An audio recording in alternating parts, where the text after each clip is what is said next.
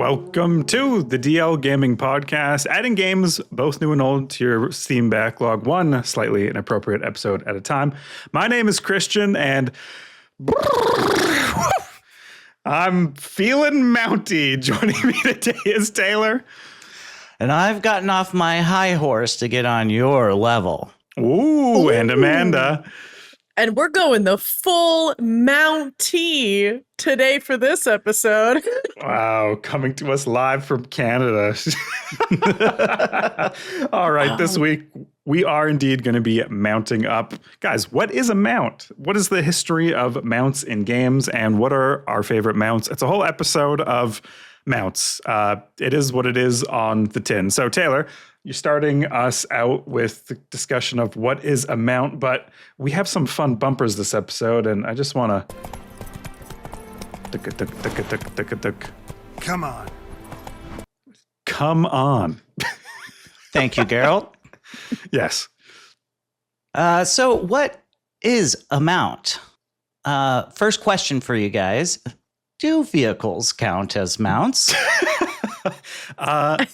I think undeniably, yes. Yes, I think vehicles do count. I'll be talking about some of my favorite mounts a bit later. Was a vehicle from Star Wars Galaxies. This wider question, do vehicles count? Do trains count? Do boats count? I think I distinguished it as anything that gets you to A to B quicker that isn't an item or a state. So like magical shoes, I don't think are mounts, like flying shoes. Mm-hmm. And I don't think like Sonic when he does the whoosh, whoosh, whoosh, whoosh, whoosh, and he goes really fast. I don't think that is a mount. I think that's like a state of being. So like flying, I don't think is a mount, or anything where your body is projecting you. But anyways, that's my opinion. Vehicles do count. Amanda? That's fascinating, dude. Because, to me, what makes a mount is more of the action of the mount, like going into a state that brings you into a faster speed to travel. So I like that yours is more about like getting from A to B through like a third party, so to say, that isn't an item. But to me, I would consider an item to flying be a shoes mount. are the mount? Oh. I think a flying shoe could be a mount because you are equipping or attaching it to yourself to speed up your travel to going to an extended like distance faster, right? And then taking either that off or detaching it or getting off of it. Like to me, it's the action of this is now a part of one to go from like your player and thing, could be item or another creature or a vehicle or a boat. They attach, you speed up, then you detach. And like that to me is the whole system of like mounting. So I think for me, a lot of the things that we're going to be talking about today, I would consider mounts. Where do you fall on the... Taylor, where do you fall on this? Like, I guess you're the tiebreaker or decider. Shoes aren't mounts. Mount is something you get onto or into, and then you're getting into a shoe. Off. Like... I don't know if that's proper English. I don't know if you get into shoes. I don't know. I don't know if you do. Right. You don't equip a horse, like mounts are a separate thing that you get onto, and it doesn't even necessarily have to be about travel speed. A mount could be slower than you running. Right. You know what I mean? So I think like Roach with a bellyache. Yep. Actually, that's a good point. Yeah. So like a tank. It has to be a separate entity from yourself that you then just get onto and travel. Okay. That's my thought. Well, the judges ruled. What other questions do we have here for mounting stuff? Question 2. Is it more about the action of mounting or about the mount itself? I'm trying to think of a mount where you wouldn't crawl up and onto some, like the Mako or the Mako from Mass Effect. Right. You press a button. There's no animation. And you're just there. Now you're just in the vehicle. I guess, in my head, I opened the door, in my roleplay head, in the best area of my brain where my imagination and creativity lives. My characters open the door, hop in and they're like snuggled in these really comfy seats. But that isn't shown in the game, and I still think it's a mount. So I don't think like the action necessarily matters. Panda. I feel like I touched on this. To me, the action matters, but it's not necessarily in a role playing way like that. Like I feel like it's the action of attachment, essentially, like the action of attaching or changing your status how you were before. Mm-hmm.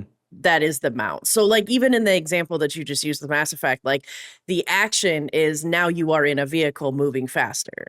Yeah. And so that's to me like the act of mounting, or like the act of mounting in that example that you just used would be basically the shift of point of view in the camera of now being inside of the car, right? Or the inside of the vehicle.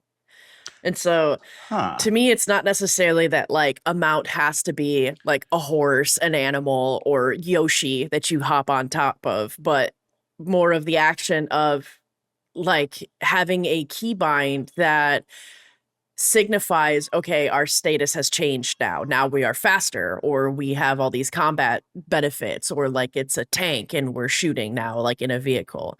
So to me, it's like that action of shifting the way that you're playing that makes it a mount. Because otherwise there would be games like Joust where you're on an ostrich all the time, and like, is that a mount even though you're not getting on it or off of it? So if you're right. getting You play on as it, one unit. exactly. In Joust. Yeah, but technically if you're looking at it, like it's a guy on an animal, right? So like, is the animal a mount, or is he all just one unit? I've changed my position on this after that example. That makes sense. You have to change your state to mount. So the act of mounting counts more than the mount itself. A mount has to exist separately from you. Yes. You know, it But has it can't to be be a shoes. separate entity. This court has Well, no, ruled it because can't be shoes are shoes. on you. I will you know? argue against it. It can be shoes. No shoes. Are roller skates a mount? I would Oh. argue they can be. Yes, I would argue that they are, because it's not like you're going that speed to begin with. I mean, but we start to I get don't like into this like question splitting hairs. because it's starting to tear at the seams of my argument. Rollerblades All right. feel more mounty than shoes, but I don't know if I'm ready for that. Well, we can keep pondering as we move on to question 3. When have mounts gone too far, or are all the fun, silly, cosmetic mounts part of the fun? I think, I've gone too far. Mounts have gone too far. No, I don't know. I think in like MOBAs and stuff, I always, in Heroes of the Storm, you start off with a brown horse, poverty horse. And I would always have that as like a joke because my character level was whatever, like 200. But then people actually started to make fun of me. They were like, hey, nice mount. And I was like, yeah, haha, poverty horse. And they're like, yeah, poor ass. I was like, oh, nah, this doesn't make me feel very good. So then I went to a theme of all my mounts being green, some sort of green thing to stand out. And I think, when you're riding the magic carpet in Heroes of the Storm, or you got the Kingdom Come Deliverance diamond horse armor set, I think it's all fun, and I don't think mounts have gone too far. What about like the Oblivion horse armor for $5? Okay, mounts have gone too far in Oblivion. Yeah, it is weird that we'll pay money for a single player skin for the thing that helps us move quicker in the, I don't know. I feel like human psychology is kind of wild. We love our mounts. Yeah. I think for me, I can see like the argument both ways depending on where you're standing with it. If somebody, like I think of, for example, if I was playing Dune Awakening and instead of an ornithopter, somebody was riding like Santa's sleigh with a bunch of reindeer and they just blew right past me on an ornithopter, I'd be like, oh yeah, that kind of broke my immersion. But at the same time, me personally, I would fucking die laughing and still love it. So to me, I don't think mounts go too far with the silly cosmetics, and I totally feel like they're part of the fun. But I do I can sympathize with somebody who really wants to be so immersed and like is kind of a diehard for lore, things like that. You probably might have experienced some of this or could talk about it later, Christian, with Star Wars Galaxies, because I feel like that's the kind of game where people could mod or create skins for speed bikes that are just like ridiculous and could just like break kind of your immersion if that's what you were going for. It's funny that you mentioned that because, you know, on this private server that I had been working on for a while, we had this big debate. There's this item in the game, wings, that is a backpack slot, and it makes your character fly and go a little bit faster. And the community was fairly split on like, this is my Star Wars and no wings. There's can't be wings in my Star Wars. Like it was like half our team was like, let's add the wings. It's fun. People like them. The other half was like, no, the wings are stupid. They're not. And you know, if you hover over or if you examine the wings, there's like a lore appropriate explanation for them. They're like, oh, little repulsor lifts in the folds of these wings propel the, like, you know, whatever. Like, yeah. But so what we eventually landed on was only musicians or entertainers could equip the wings, and they no longer made you fly, but they gave you a buff to your performance level in the game. So in that respect, yeah, I mean, Santa's sleigh in Dune is a great example because when I play that game, I'm like in the shadows and I'm role playing. I'm in it. I'm immersed. And so, yeah, I don't want to see Bugsy in Dune, you know, like I want to. Yeah. Yeah. Bubsy. Yeah. Sorry, Bubsy. Yeah. You know, or like, for example, if you were to be flying around in like the Elder Scrolls series, like I think it'd make more sense if you had a mount that was something like a dragon and not Thomas the Train. But to me, I think that I would be a part of that camp in your server that would think that the wings are fun, so why not just add them? Because to me, I'm just kind of like, it's at the end of the day, it's a video game and we're here to have fun. And why not? Like, why not? I get the wanting to be immersed and stuff, but especially when we're talking about, I've noticed more silly skins for mounts on things like MMOs, and I feel like in a place like MMO, like fucking why not? Like more is more. Let's just do more. It's fun. Yeah. What about you, Taylor? I definitely think that the immersion of it all is important to me. I don't enjoy like your example of Santa's sleigh and Dune would be ridiculous. And I would not like that. But with this question, my immediate thought didn't go to like immersion breaking, but like when mounts have gone too far, to me is when mounts are in places they shouldn't be. You know, like inside or something like that. For example, in Pathfinder, Wrath of the Righteous, you can have mounts in that game and they follow you everywhere you go. So like I have this screenshot of my party in the basement of an inn and there's just a giant horse there. And I'm like, did the horse go down the stairs? Yeah. How's he getting out? My immersion is broke. Like when someone spawns a Fampa in Mos Eisley and it goes over the starport, I'm like, what? What is this huge creature doing in the desert? Immersion ruined. Yeah. But I don't know. We should definitely have some memes like the guy where the rents are too high or whatever. These mounts have gone too far. We can be, yeah. I think among people who play video games, there's not a big enough anti-mount brigade or like political movement. And I feel like we could start that here. Like no more, like it's a chant. We can have like branding is like no more mounts. No, that's okay. No. The movement will grow. All right. Check out the Discord after the show for a link to Christian's change.org petition. Removing all mounts from video games. Yeah. All right. Yeah. Next question. Question 4. Is shapeshifting a mount? This is the thing with Sonic. To me, he goes vroom and he goes fast. He changes states. He turns into a ball. That's not mount. And I think we kind of talked about this already. It's Right. like, it has to be separate from you and pressing X to enter. So But what I about think like a druid?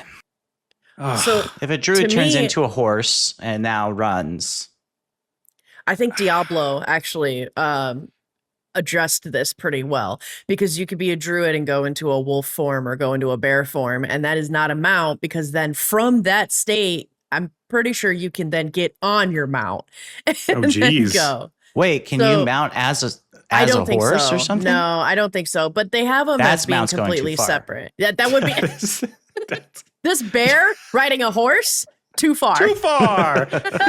It's going to be in the change.org, the screenshot. Are you okay Don't with quote me this? on that. I don't think I tried mounting a horse as a bear, but like that Right. one to me is like a good example where they have them as being a separate thing, where Mhm. you can shapeshift and now you're a bear and you're extra strong and like you are moving, I'm pretty sure a little bit faster, but not as fast as you would be if you were mounted and riding a horse. So I don't believe shapeshifting is a mount. I think that is more of a spell or an ability.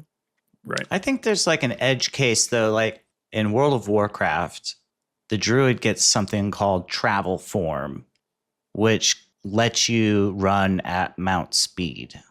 Mhm. It's essentially just You so are a the druid mount. doesn't need a mount. You are now the mount. Not a mount. I think that's a special. That's an ability. I think I would make. There is an edge case that I would make an allowance for, and that is if you are a human, and as a druid you transform into like a centaur, then you're fusing your human side on a horse. And it has a limited duration, and you're riding around. And then you dismount, so to speak. You become your human form, no longer horse body. I really like this idea and I want to see it implemented. I guess my question also would be, let's say you're a druid, you turn into a horse, and then a party member hops on your back. They are mounted up Ooh. for sure. Okay. Solidly, they are on a mount. Yeah. You're not mounted. They are mounted. They are mounted. You are the They are mount. mounting you. Yeah. Yes, they are mounting you. in Yeah. a platonic way. Yes. Yeah. It's strictly transportation Yeah. minded. Yeah. And speaking of platonic mounting, what about mounting people? Treasures of Nadia? Yeah, I think certain words can have multiple meanings, and I think this episode is about the mounts we traditionally know, but there is other ways that you can. I don't know what I'm trying to say. Yes, Yeah. it's called mounting, but it's not mounting. This Yeah. episode is called Not Your Grandpa's Mount? Not your grandpa's mount. I think. Yeah, yeah, So not grandma. not grandma. Yeah. Jesus. Yeah, Yeah. I don't really feel like you could. You know, it's interesting though. I actually agree with that example that you just made though about the centaur, and like if you were to become the mount and somebody is like if you were to shapeshift to being like a motorcycle and somebody then got on the motorcycle, like yeah, technically they would be mounting you, and I think technically that would be kind of being able to mount people. But I think in the joke reference to the treasures of Nadia, I don't think mounting people in that sense is like a mount at all. I think that's No. just a sex scene. So See, Yeah. it's Outside the Venn My- diagram, I agree. yeah. my immediate thought when reading this question was about like someone giving a piggyback ride. Right. Yeah. Are you mounted? I think that is mounted. Piggyback rides confirmed mount. I think because Okay. and I'm thinking about D&D rules, right? Like you can mount a druid that is changed into something, and then you're going off the mounted rule set for Mhm. combat and advantage and everything like that, which I think makes sense. I think that explains real life and video games. I had a D&D party for a while where two of the characters, one was I'm blanking the name of the race. They're like mountain type people. They're large, physically large. And we had a Okay. halfling in the party. Yeah. And the halfling would often ride this guy into combat, like on his Treebeard style. shoulders. Yeah. Yeah. Mhm. And he Mounted. got advantage for that, for like being higher up. It was kind of fun. Yeah. That's awesome. Yeah, mounted. Yes. That's a good example of mounting. So you can people. mount Yeah. people. Yep. Sweet. Glad we got that figured out. Next question. Mounts as collectibles. Yes. I don't know. I like having my different skin option as long as like I didn't pay real money for them and they're like some sort of thing I unlocked in the game. I do appreciate the time taken to make mounts interesting. Like, Right. yeah. Not just bog standard brown horse. Yes. The Poverty poor horse, The yeah. poverty horse. Yeah. Yeah. Yeah. I think Yeah. if there's going to be collectible mounts, I want a stable or, a place where I can go garage. look at them all. Yeah. So I actually kind of like how Elder Scrolls Online handles their mounts as a collecting source. They have an entire menu for your collectibles, and it could be things like a cosmetic skin to your outfit, or they have non-combat little pets that follow you around, and those are collectibles. Your mounts actually also go into that too. So you can just pull up, I believe you just hit the keybind of you, and then they show you all the different ones. It's a whole menu. You can go into mounts and you can select which one it is. So that way, when you hit H, when you're playing in the game, it will pull up whatever that skin is that you selected from your collectibles menu. So it's almost like a virtual stable, but I kind of like the idea of a physical place where you could walk and go check them out. Yeah. Yeah. And you could maybe yeah. pet them or feed them or And- at least see what they look like.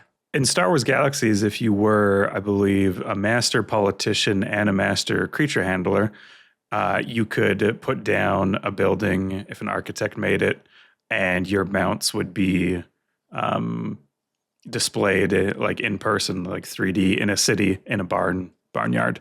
And you could pet them, and they would like move around and stuff. It's just a cool little immersion thing. Like you go to a city, you can see so and so's barnyard, and you'd be like, "Oh, I've seen them ride that Cadu around town. That's cool. It's just hanging out here now." Yeah.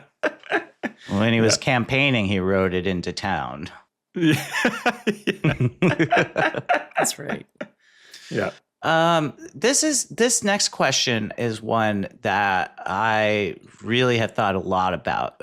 So, should mounts contribute to combat? That's, I guess it depends what you consider. Like Amanda said earlier, getting in a tank, obviously that should contribute to combat. Was it Skyrim that you could mount the horse and there was like, you couldn't fight from horseback, but you could like run people over on it? Oblivion had Shadowmere, And where you could ride him around. I think you could even swing from his back. I might be wrong. Cool. I think Kingdom Come Deliverance mounted on horseback combat changed like how you could swing, and you could also fire bows from horseback. I thought that felt like it nailed mounts as far as like horses go. And Yeah. you shared a video in our crew chat with the Witcher and Roach like bugging out on like a fence Yeah. and shit. Yeah. Wow, that's great. I need to post that into the public chat. Yeah. So you guys are taking this in a different approach to how I was thinking of the question when I asked it. I'm thinking of like a self-aware or, autonomous mount, like a horse or some animal. Should they be contributing to combat by like biting and kicking and stuff? My thinking is I have this mount. It's an animal.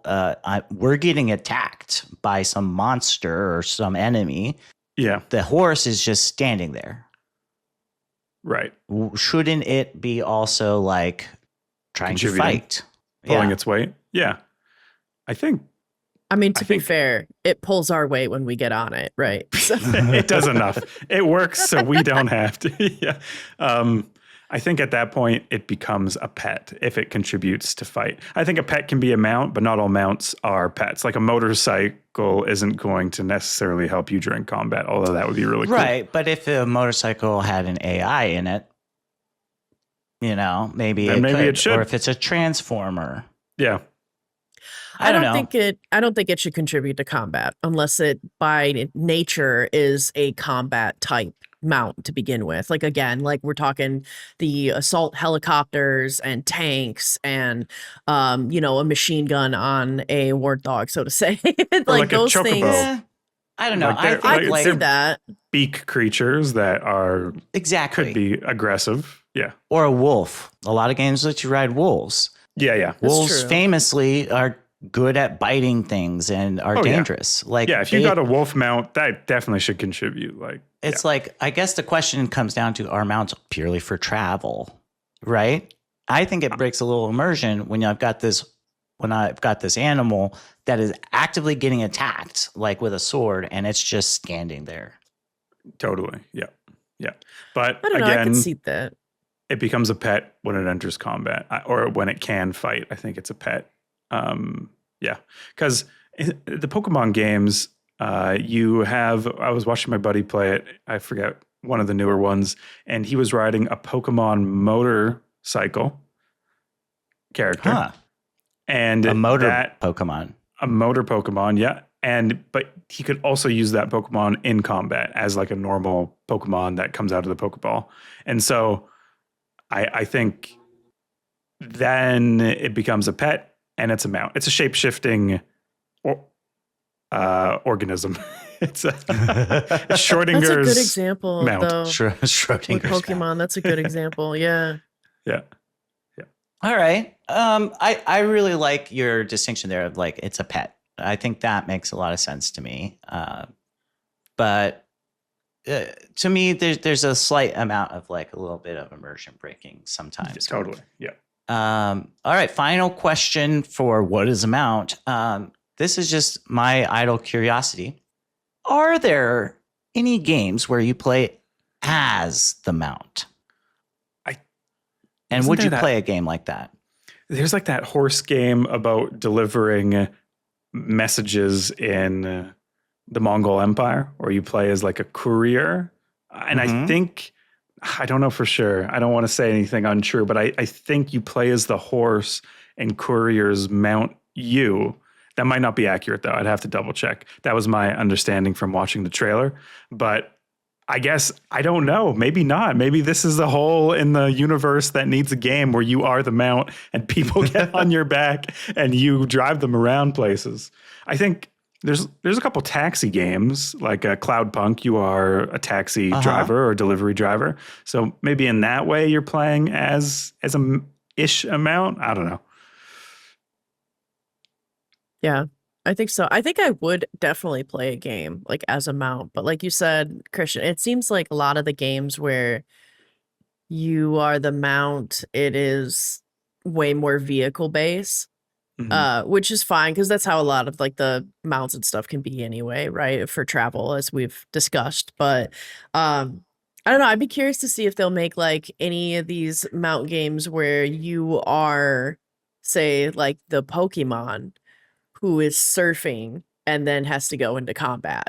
There's opportunity here. If Nintendo wouldn't sue, I think there's opportunity for like, what do you do in the Pokeball? You know, like your downtime, and then all of a sudden you're now on the motorcycle. Yeah, it's the lamp from I Dream of Jeannie inside. You know, they've got a nice pad.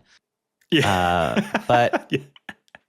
I was thinking there's a couple games where there's like mini games where you like It Takes Two, for example, I believe has a little section where you are the animal or the mount that they're riding, like, and you're controlling them and the characters are like scripted to do their own thing. Right. So in that situation, I think you're playing as the mount. But I would really love a sequence in a game or a game based on like you get the perspective of the mount. I think that'd be a unique and interesting thing. Like you're the knight's steed and you get to see what battle looks like from that perspective. I think that could be kind of fun. Yeah. You're like, eat 3 apples before battle. Meander in pasture. Well, now that we have asked what is a mount and got some loose definitions from it. I mean, Yeah, I think we're comfortable. Yeah. We're pretty solidly set. I think it's time to transition over to the history of mounts. And Amanda, take it away, our historian. Yeah. So with the history of mount, they kind of have some early beginnings. I'm going to start with saying that like trying to do research and find a true like timeline of when mounts started is incredibly difficult. Although if you're willing to deep dive into Reddit, you can find a good chunk of things. And there's people that have done a lot of research as well too, trying to find the first mount in a video game. So originally, a lot of people thought that the first mount introduced in a video game, which traditionally the mounts in the beginning especially were only travel. Like you hop on a horse and you go faster and you get off horse. That's how majority of them were, or something like that. A lot of people felt that Final Fantasy II, with the introduction of the Chocobo, was the very first mount that happened around 1988. But they have found examples of one of the first examples being in Ultima 1 in around 1981, where you could purchase a horse and then using the horse during travel would reduce your food consumption. So that's kind of the first true like example that is a very commonplace example that people have had of the very first mount. Although there is some deep dive and really good like examples and proof that potentially the very first mount came from this really old game called Odyssey, The Complete Adventure, where they found a old school Apple like manual, Right. complete with coffee stains and everything, of this whole game of kind of trying to swim and explore these different island, or explore this island and have all this kind of battle where basically you could hit R to ride horses, but you need to at least have a horse for every 2 men. But it seemed like this really interesting kind of like story crusade battling kind of game from 1980. So essentially right around the beginning of the 1980s is when the first mounts kind of became. And then there was the rise of MMORPGs in the 90s that kind of also introduced a lot of mounts, like with Ultima Online, where they had a bunch of mounts, establishing mounts in the online worlds. Obviously, the biggest iconic one that I think most people associate mounts with in terms of history and the first big evolution of mounts came from World of Warcraft in like the 2000s. And so they introduced like racial mounts, or like players to learn specific training and have these achievements to be able to ride other mounts. So that kind of a system to allow this achievement system with your mounts and unlocking various mounts seem to have started with World of Warcraft, which is huge. So then later on, I feel like a lot of the games, like kind of what we touched upon, like the old school Pokemon games had it as well, where you would have Pokemon that then you could ride. Like I remember riding Tentacool to go swimming around because Like you learned swim. The surfing, exactly. That's a mount mechanic. And so that's also way back in the day with that too. But I do think a lot of people associate mounts with MMORPGs, and World of Warcraft really blew that kind of off the lid and really started that kind of progression. And so it's fascinating now how nowadays with modern mounts, we have these other various things that aren't just speed, aren't just travel like they were way back in the day, how they started of just being travel-based mounts.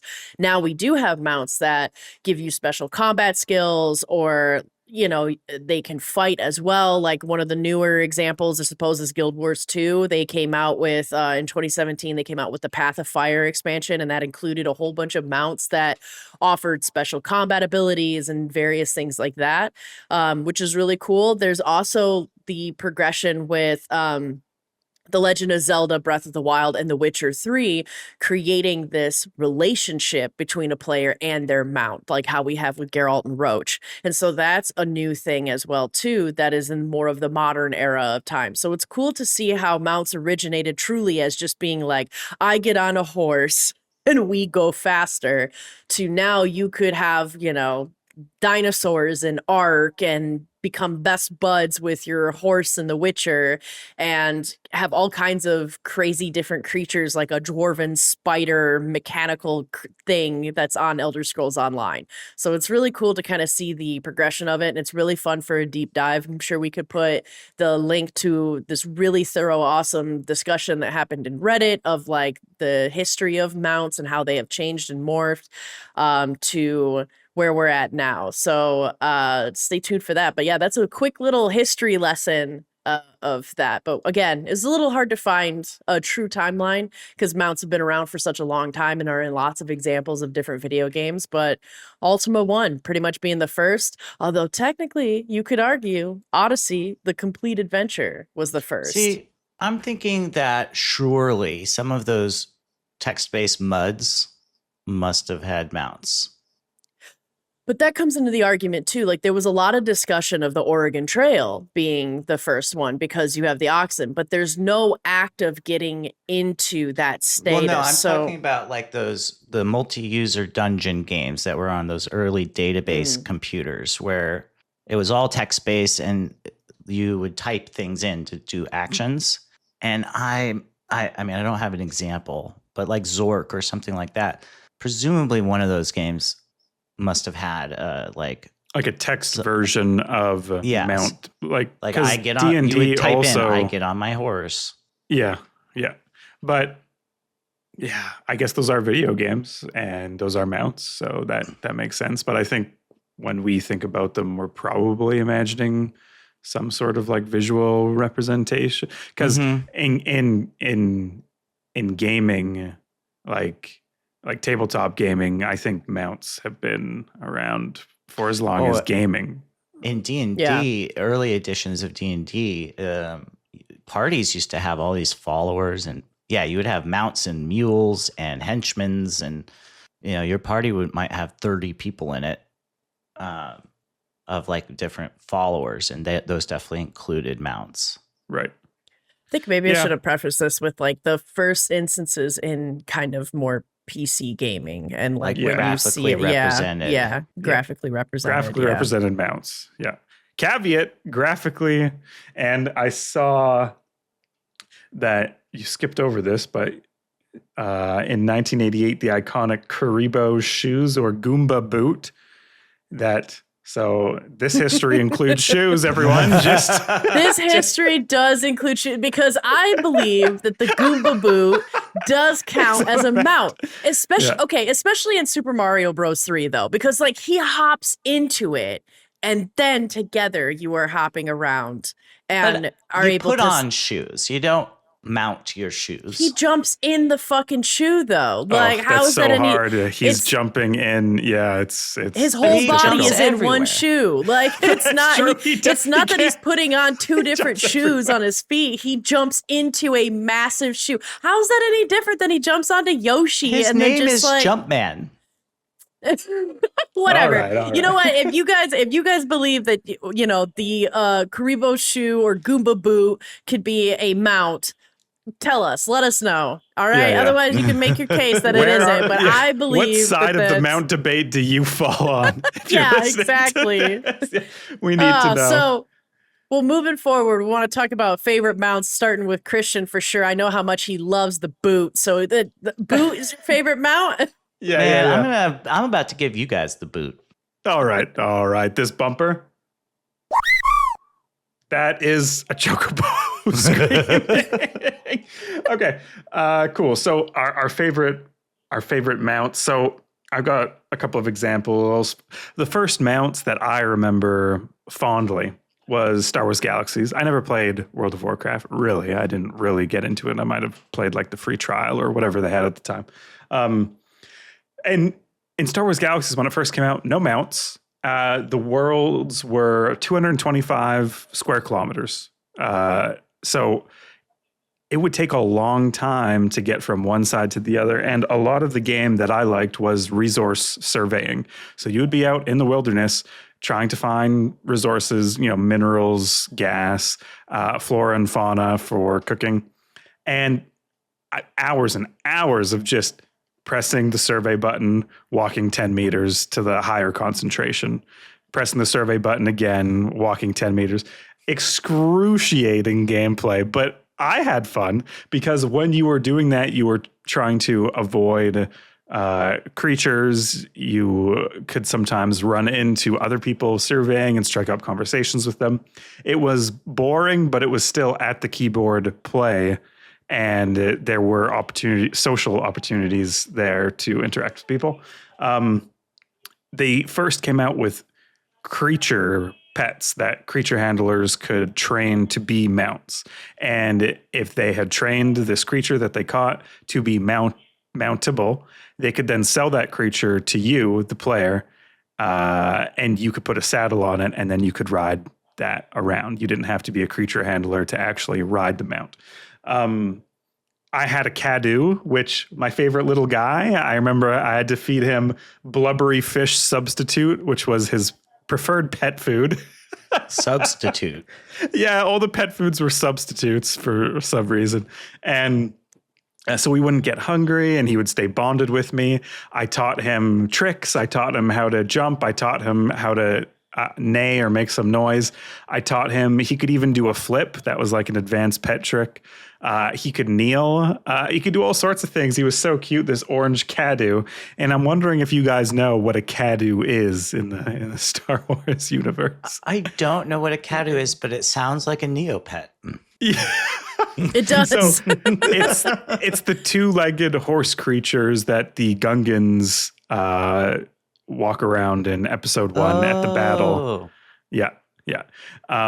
Jar Jar Binks is riding one, and I guess probably most memorable near the end, he falls off his Cadou, and then he gets picked up off the battlefield by whatever his commanding officer, and they're on the back, and they say, uh-oh, ouch time, put their hands up when they are losing that battle on the back of the Cadou.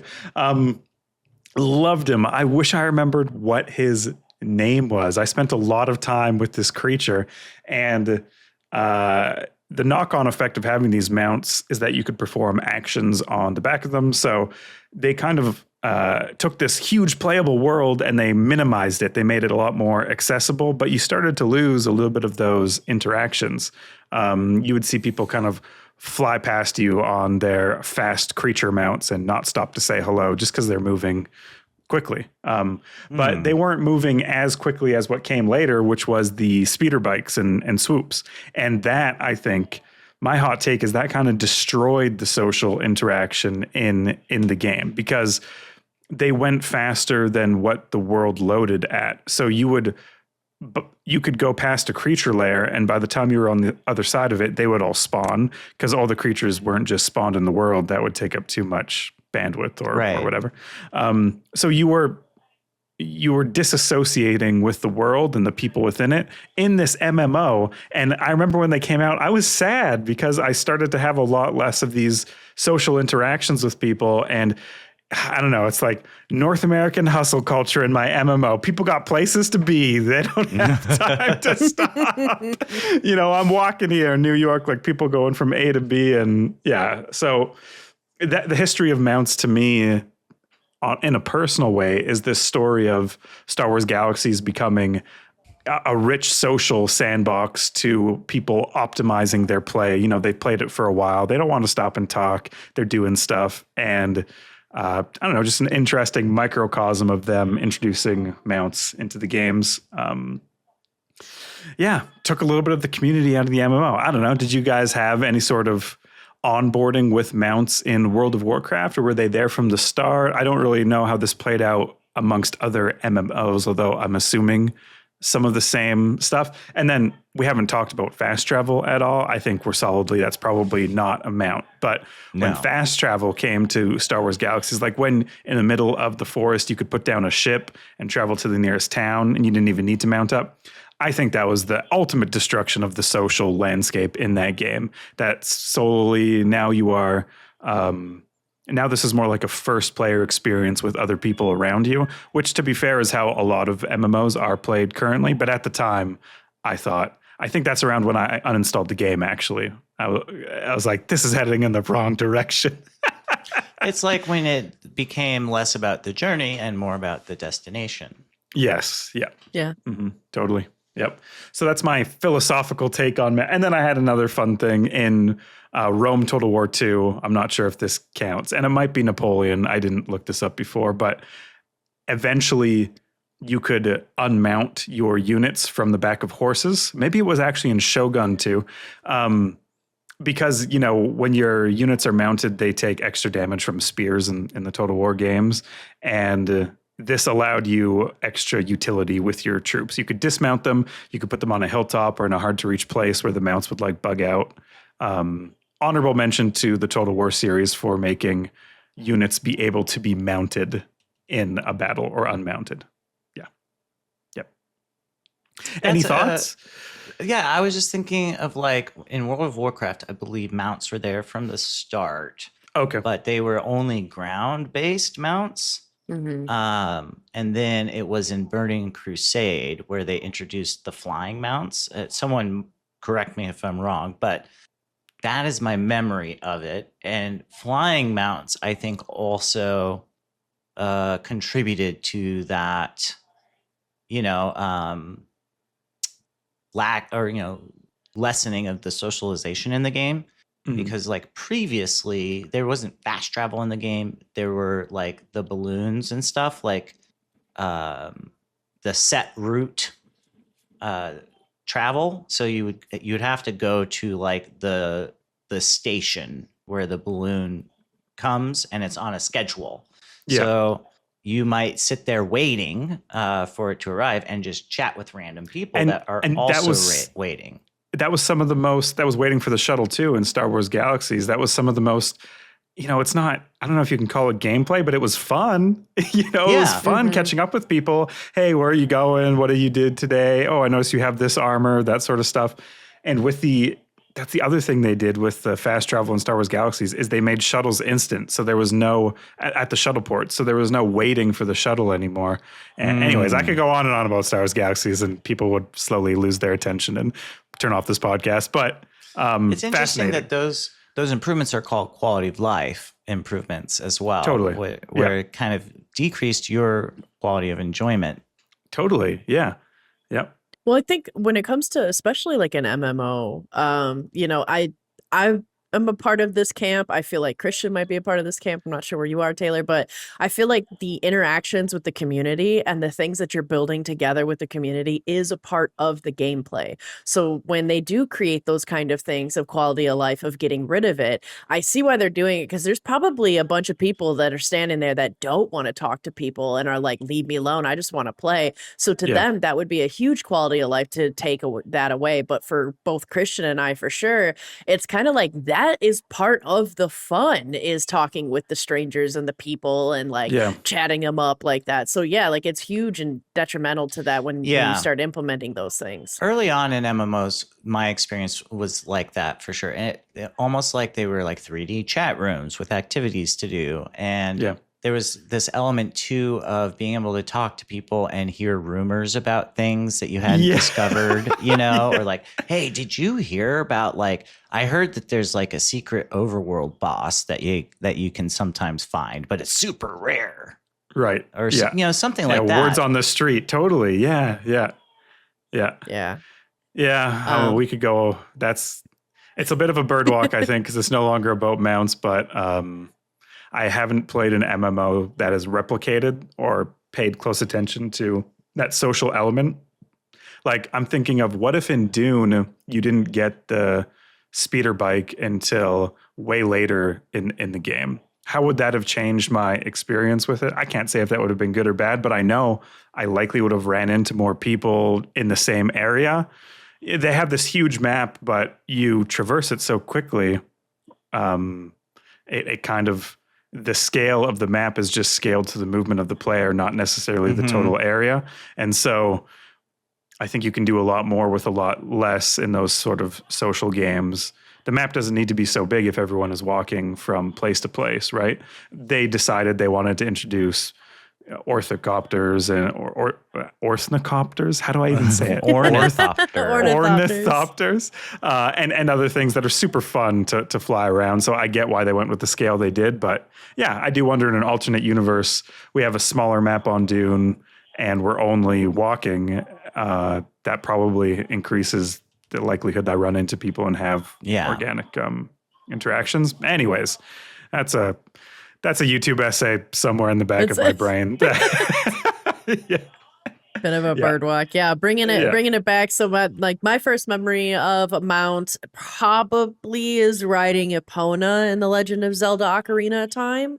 I do remember also around the same time getting Chocobo in Final Fantasy VII and like aiming to. I only remember like getting the Chocobo and riding around in Final Fantasy VII. Don't really remember the whole rest of the game other than that. So to me, all of Final Fantasy VII can be summed into just it's about the mount, at least for me personally. So I also have very fond memories of role playing as an NPC in GTA Vice City. I literally would just steal like a beater van or like a piece of shit car and just drive and make sure that I stop at all the red lights and just drive around like a regular me too. person. Yeah, because why not? That sounds fun. Yeah, and because it's about the radio. Like Vice City had such a good radio, so I had such a blast doing that. Otherwise, in more recent years, probably my favorite uses of mounts have been in Elder Scrolls Online. That's been predominantly where I have all these mounts.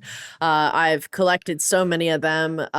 You could argue it's with real money because when you get the ESO Plus and the subscription, you're getting like 1,500 crowns a month, and then you can spend those crowns on mounts. And a lot of times I did because I really like in Elder Scrolls Online creating what I would call a whole ass vibe, which is like being which is like being a Khajiit that looks very much like a lioness, and then riding as my mount a lioness, and then having a non-combat pet behind me being a little lion cub. And so it's just an entire it's the whole pack of lions, or the whole lion den coming out and fighting people, which is very fun. And the social side of the mounts of ESO I think have been pretty fun too, because like people can comment, and people have commented before on like how cool your mount is or how you got it. And so the mount has style if you have crowns. That's right. It really does. But also, actually, like I would have to say my absolute favorite mount is a dwarven spider in Elder Scrolls Online, mostly because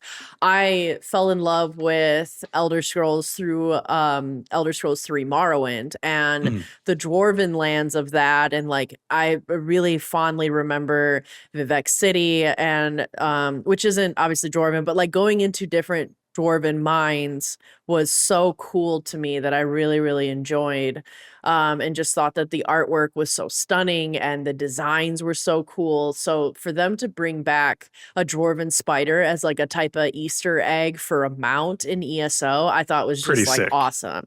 Yeah. Super cool. So that's one of my favorite ones. And it also reminds me of a time where, I really wish they had mounts, which was in Elder Scrolls 3 Morrowind, because there were no mounts, and pretty much the only thing that you could do was, I think it takes like literally 20 minutes in real life time to run from one spot to the other. It's so long. It takes forever. It's like such a slog to travel in Morrowind.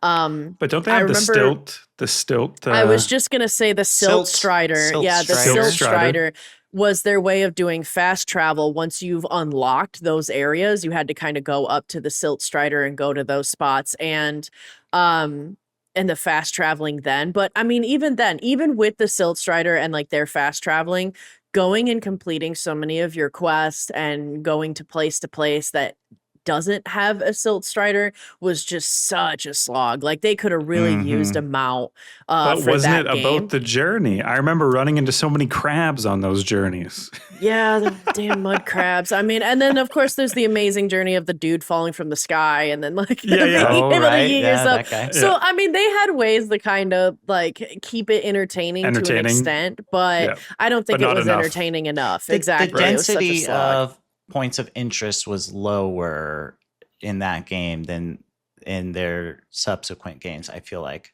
Totally. And yeah, the running, like even running, you run out of stamina, and then you have to start walking again while it comes back, and it's like. But then your running skill went up, or no, your athletics. I love true. Morrowind, That but is if true. I booted it up right now, I would have such big problems with it. Likely, like I'd be like, oh my god. Yeah. I love Morrowind Oh, the so Silt Strider much, was so but cool. the Silt Strider Yeah. was so cool. I honestly would really love it if in ESO they made the Silt Strider as a mount. Like I would lose my shit with that because they do have a lot of nods and throwbacks to the previous games, which is part of why ESO will probably always be an MMO that I will like dive back into, dive back into. Like I can't get away from it fully because of that, because of just the history that of Elder Scrolls, and I would love to see a Silt Strider. But you would such a be cool mount. towering over everyone. That's true. That's true. And that would probably break some immersion. Or would it? Dun, Because dun, that would be dun. very I also accurate. think if you have a Silt Strider mount, back to my previous point, it should participate in combat. That thing's huge. Yeah, Yeah. but It can crush he's fools just like for a sure. flea. He wants to run away. He's just fast. He just wants to move. They are like that's- fleas. I realized I Yeah. said stilt earlier because I thought that's how they moved around. I thought they just had really long legs, but are they flying from city to city? No. You're not. I mean, you're not wrong. And what's funny is I used to always call them stilt striders as well, because it looks like they look Like like they're they're on stilts? fleas on stilts. Yeah, yeah. Okay, That's cool. probably why they went with Silt Strider. It's just a dyslexic moment, guys. That's all. It's supposed to be still. Well, because they go through the silt Exactly. of Yeah. the No, river I or get it. whatever. Yeah. But no, I would love to see some games that do mounts really cool. I found it fascinating when I was looking into the history and the deep dive of Guild Wars 2 and their mounts, because I played the shit out of Guild Wars 2 when it came out. And I think I stopped playing it around 2016, which makes sense that when I read Guild Wars 2 had all these mounts that participated in combat, I was like, no, we don't. I never saw that. And then I looked into it and it was like a DLC that they released later and started implementing it. And so I think that that's kind of cool that they changed that. I mean, the last time I logged into Guild Wars 2 on my account, I got like so overwhelmed with all the microtransactions and Yeah, just I how remember you much that talking game about has that. changed. Yeah. But I'm like, bro, I don't even know where to start if I were to start looking into mounts and things like that. Yeah. But I think that would be pretty cool too. I'd love to see another Guild Wars game like the original Guild Wars, but with mounts. That would be cool too. Because Guild Wars 1 could have used mounts as well. That was It also definitely another could one have. that was really Yeah. long. And they yeah. already had that like henchman system. It would have been easy to have them out. Yeah. But Taylor, what about your when do you remember using a mount? And So, one of the first mounts that I remember using is probably the tank in 007 GoldenEye. Mm. And I'm going to say that as a mount because you get in and out of it. But I just remember as being a young child and thinking that feeling of like power I had driving this tank around with this massive tank gun and being able to actually run people over. I was like, yeah. Oh my god. Yeah. I got a laser watch and a tank, dude. Watch out. Sick. So that was pretty awesome. The other one that I remember as an early example of a mount in my personal journey would be the bicycle in Pokemon Blue and Red. Okay. Yeah. And I have this memory because when you first encounter the store that sells the bicycle, it is like $10,000 or whatever their money is. It's just ludicrously expensive. You know, you show up and you maybe have $350 and it's $10,000. And so Pikachu tears. Yeah. yeah, I was like, damn. Okay, maybe this game maybe I'm doing something wrong because I don't have anywhere close to that much money. Every time I beat a trainer, I'm getting like $50. And like, am I not doing it right? And so then I started grinding to like, I would accept I was not avoiding trainers. I was like going to every single one, trying to win money. Mhm. And there was like a casino in that game. And I would go to the casino and bet to try to get this $10,000. Yeah. And then, of course, it turns out later that there's a guy that gives you a free bike pass. So there's no That's need funny. to spend 10 grand. I don't even know if it's possible to do so. But Right. You were that's grinding a memory for I this. got. Yeah. I wonder how many other children how many other people went on this journey for 10 grand Yeah. and then I need got the that rug pulled bike. out. Yeah, yeah. It's an interesting, like, I don't know, gameplay motivation, like to try and trick you in a way. Mhm. Yeah, yeah. Well, I guess it's to make it feel more rewarding when you get the free bike pass. And you're like, True. what a value. You know, Yeah, that yeah. guy, real solid. He did me, that older rich guy. But in terms of like my favorite mount, I think it's changed over the years as I've played more games. Like Red Dead Redemption, I really enjoyed the horses in that game just because they felt good to ride. Yeah. And like the way there was some kind of pathfinding to them, so they'd follow the trail. You didn't have to like micro control it. That felt kind of naturalistic. And so for a while, those were one of my favorite mounts. Of course, Roach in The Witcher, like Amanda was talking about earlier, developing that personal relationship with your mount. I've always enjoyed that aspect. But I do have a hot take. Horses are too basic. Give me. Wow. I'm playing video games. It's a fantastical world. Why am I riding a horse? You know, You what? know That's what I real mean? world I shit. would- That is real I would world agree with shit. that actually, because like some of my favorite mounts that I forgot to talk about were in Ark, Survival Evolved, and those do participate in combat typically. But like riding Ooh, yeah, dinosaurs, like yeah, raptors like and stuff. exactly. Give me a wyvern, dude. That's what I want to ride. I don't want to ride no horse. So I'm with you, Taylor. Yeah, I want they're these basic. exotic mounts. I want things I can't find in real life. I want things that are super fantastical and cool. And if it's got to be a horse, make it a winged horse or a unicorn or something. Or a Like, dead just horse, make it not a zombie horse, not a poverty horse. Shadowfax, the Lord of Horses. Yeah. That's a cool mount. Come on. That's great. That's cool. But Shadowfax is not just a basic horse. No. He's The he's Lord the of Lord Horses. of horses. Exactly. Yeah. So, and actually, speaking of dinosaur mounts, that in the Pathfinder games, which I had been playing recently, one of the mount options is Smilodons, which I love. I just love the fact that you could ride a freaking dinosaur around in your medieval, high fantasy world. Oh my God, Taylor, do you remember that community we were a part of, the D&D for Diplo, and the big debate was whether dinosaurs would break the immersion of the D&D? Yes, I do remember that. The big interconnected D&D world that they were creating. Yeah.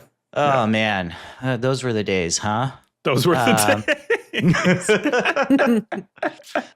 Other favorite mount, speaking of Guild Wars 2, the roller beetles. They're fun as hell.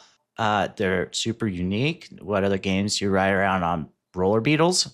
And there's races. I like in MMO games in particular, or any game where you have mounts that you can race. That's fun to me. That is fun. It's a great mini game. Let's see more of that. Yep. Also, the gun beasts in Borderlands 3, I think it was the DLC. They contribute to combat because they got guns, and they're absolutely ridiculous guns. So, quick description on gun beasts for someone who hates Borderlands. They are like these mount things that you gotta look at a picture, dude. It's Borderlands. It's okay. Total, Borderlands. They're guns and they're being, beasts. Yeah, basically. Okay. Yeah, they've got guns on them. Okay. But let's see. There was also, speaking of Pathfinder, I do like the system in that game where you have a bunch of different mounts. I know I was like ragging on it earlier with how like your horse follows you in places it shouldn't.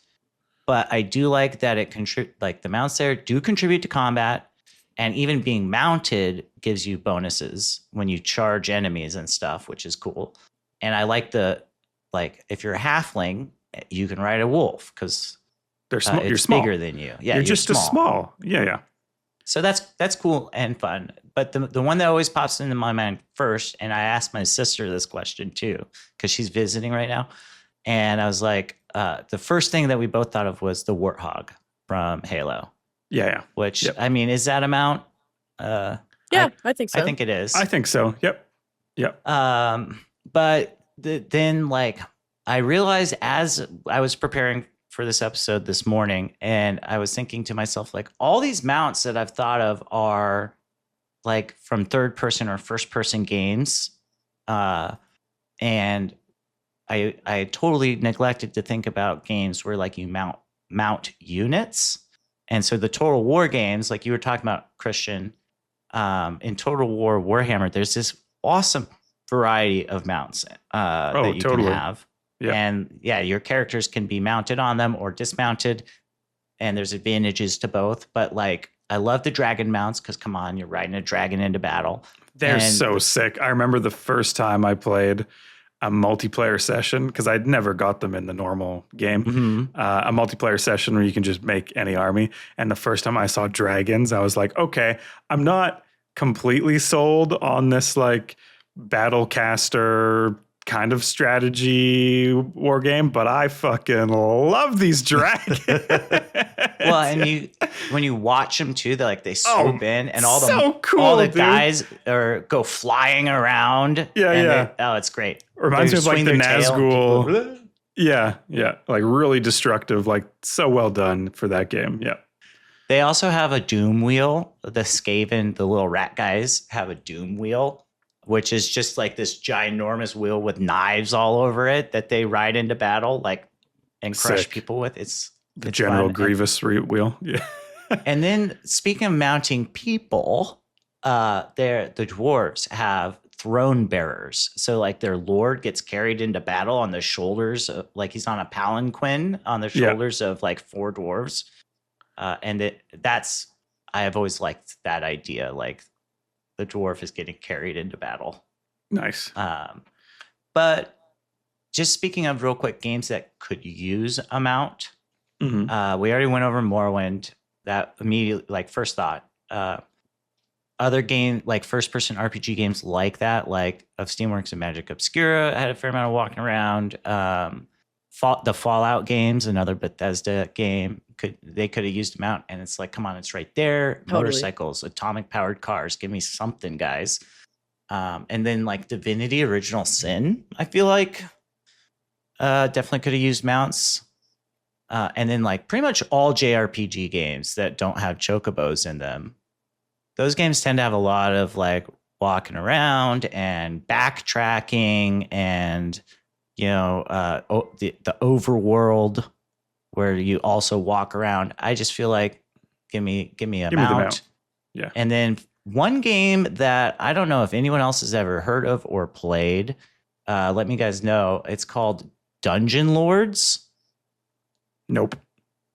This was a game that I bought when I was younger, and it is like, I bought it because it came in a metal case. Like I had a steel book. Sold. I'm sold on and I was like, and it had a cool picture of a like wizard with a cool beard. And I was like, it was like £5. I was living in England at the time. So I was like, yeah, let me get this game. And it was so boring. And a mount might have made it like a mount might have saved the game more fun. Yeah. So I want to interrupt, or I want to mention something I hadn't mentioned. I think with these games that you're mentioning, I sort of disagree about the mount. I think mounts, the game should be designed around the walking speed of the player. And if it's designed around a player with a mount, that's cool, that's fine. But I think mounts sometimes might cover up design flaws in the world of these larger like open world RPG games. Whereas really maybe they should be shrinking the size of the world. In Fallout, for example, walking around, there's usually something happening that is cool to get involved in. Not always, but I think they're very good. There's like random patrols you can run into. There's story events. And so I think the density of content in that world doesn't necessitate a mount. But if it was designed poorly, like this dungeon game that you picked up for £5, then the mount helps cover up those flaws. But I think there's still flaws. I think. I'm not a game designer or anything. That but game was largely empty. You know, like I don't think it was finished before they released it, and they just put it out. And like you would walk across, like there was times I was walking around and I was like, did I leave the map? Like I'm just on a flat green plane. Mm-hmm. And I've been walking for 10 minutes and nothing. I've seen nothing. It's like I'm in a desert. Yeah. Anyway, guys, check out Dungeon Lords. Add that to your backlog. Yeah. Add that to your backlog. Yeah. Okay. Moving on to what is our community up to. But first, that's our bumper. That's the bumper. That's a Yoshi, right? That's a Yoshi? Yeah, I think so. Yeah. Yeah. What's our community up to? Thank you to everyone who supports us on Patreon, but of course, especially our executive producer, Truthbringer. Thank you. We shout you out every episode. Hopefully you're not tired of it yet. In my best intentioned world where I have unlimited amount of time, every episode I come up with a unique way to say Truthbringer. I was thinking of like weaving it into when I'm talking about a game, or maybe I would write Truthbringer like a little poem, you know, something for our executive producers, make them feel a little more loved. I'm not in this mythical world where I have an abundance of time, so that I'll just say Truthbringer's name again, more boringly. When I imagine Truthbringer, you know, every time we have a show and we say his name, I think of him triumphant astride a mount. I think, yes. You know, holding a banner or like his sword up and like having won a battle. He's definitely mounted, I think. Yeah. He's definitely mounted. Yeah. Yeah. Yeah. And I'm not talking about he's wearing shoes, by the way. I think his shoes are probably cool, though, and polished, I would imagine. I bet he's got Heelys. Definitely. Yeah. Oh, my God. Are Heelys the mounts? No. Yeah. I mean, it's a decent argument. Okay, Amanda, what do we got for listener comments, corrections, and questions? Yeah, so this episode, we didn't really have any questions as it relates to mounts or anything, but we did have some really good discussion about mounts and some of the community's favorite mounts. So I'm just going to highlight and kind of shout out some of those. Starting with Scram TX. He said that most of the games that he's played, the mounts were more trouble than they were worth unless the game was built around the idea of mounts. So that's kind of interesting. Kind of shares your opinion there, Christian. Yeah, for sure. Like it kind of, showcases more of the flaws than it does of enhancing the game. Yeah, they were like halfway through. They were like, oh, shit, they need a way to get from A to B really quick. But like then you like clip out on the side of a fence or like unlimited amount of like buggy interactions. Yeah. Slim Jim had mentioned something that I think a little bit of what you also mentioned earlier, Christian, where he had said that with the OG Mountain Blade, like warband, there would be 20 versus 1 against Sea Raiders. And so he had a lot of fun riding around them for 10 minutes to get them to throw all their axes and then just take another 10 minutes sniping them sniping them off of the horse with a crossbow, which is sick. So that's so cool. But Sea Raiders really raises a question: are boats mounts? That got to be an extended episode. Got to be. Yeah, we could go. That's the next episode. Yeah, that boat gate, dude. That's a whole other discussion. Nyanko said a lot. He had a lot to talk about with mounts, which is cool. I'm going to highlight just some of them. Feel free to check out our Discord if you want to get involved in this conversation and continue the mount conversation going on our Discord and the Hangout, or see everything that Nyanko said, because he said a lot of really cool stuff. But his favorite mount is Squeakers, the Trickster from World of Warcraft, and he also loves the stick horse mounts that are on a VR shooter, Hop Along the Badlands. Definitely check that game out because I was laughing watching that game. It's very funny. And it's a shooter and you ride these little stick horses around as a mount. So cute. And a cool idea to actually put mounts in a VR game. That's a nice, like, different change of a point of view compared to what Taylor was talking about earlier of everything kind of being third person, or kind of, it shakes up the point of view, I think, a little bit with the camera by having it be VR, which is cool. he had brought up a good point too that I want to touch on, that mounts in Diablo 4 were incredibly frustrating because you couldn't gallop in some areas and they would only have one attack ability that was really difficult to calculate. And so typically you'd hit and miss enemies that you wanted to hit, and there just wasn't enough variety because, again, horses are boring. And so I think that's a nice sentiment that goes with what Scram was saying. And I also remember my own frustrations with Diablo 4 and mounts specifically. And so, yeah, he said that he likes when they let you have mounts and MOBAs, unless it's the poor horse. The poverty horse, like Christian was mentioning. Yeah. Horses are boring. I think if you've learned anything from this episode, it's that horses are boring. Mm-hmm. That's right. But horses in real life, horses are so fucking cool, by the way. Sorry, just shout out to horses real quick. Shout out to horses. But not in video games. Not in video games. Get that shit out of there. But in real life, I want a horse, a stable, and a few horses maybe. And probably a dinosaur. Yeah, why not? If you own horses, you should play them this podcast. Yeah. That's true. All right, Taylor, what are we plugging? I just wanted to shout out a wonderful person here on our crew at DLG. Christian's birthday is coming up on the 27th of September. So everyone make sure to send him birthday wishes. Maybe as a birthday present. I know he'd appreciate that. You could maybe leave us a review on your favorite podcast platform. Woo! Yeah, 5 out of 5 stars. Happy birthday. Also, it's his DL-versary coming up. DL-versary is when he joined us here at DLG. Christian has been with us since 2019, and so I think I speak for everyone here. Christian, we thank you.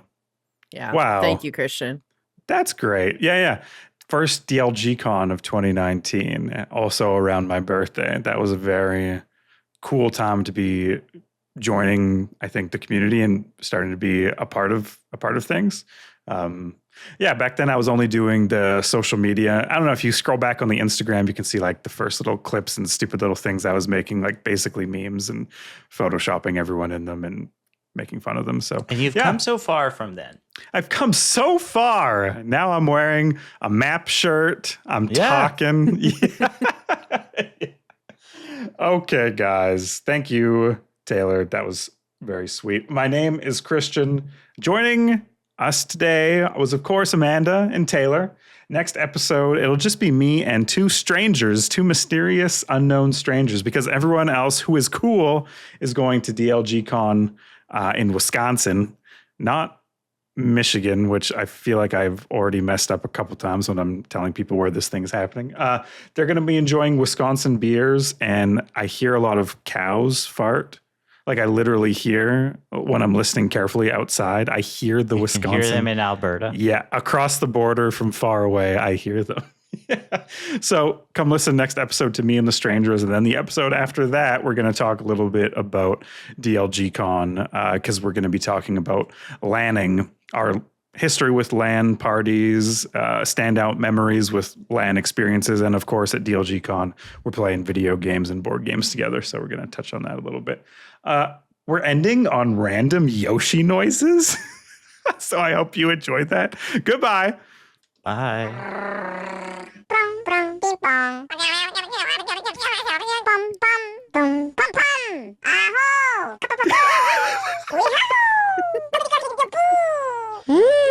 These are so cute.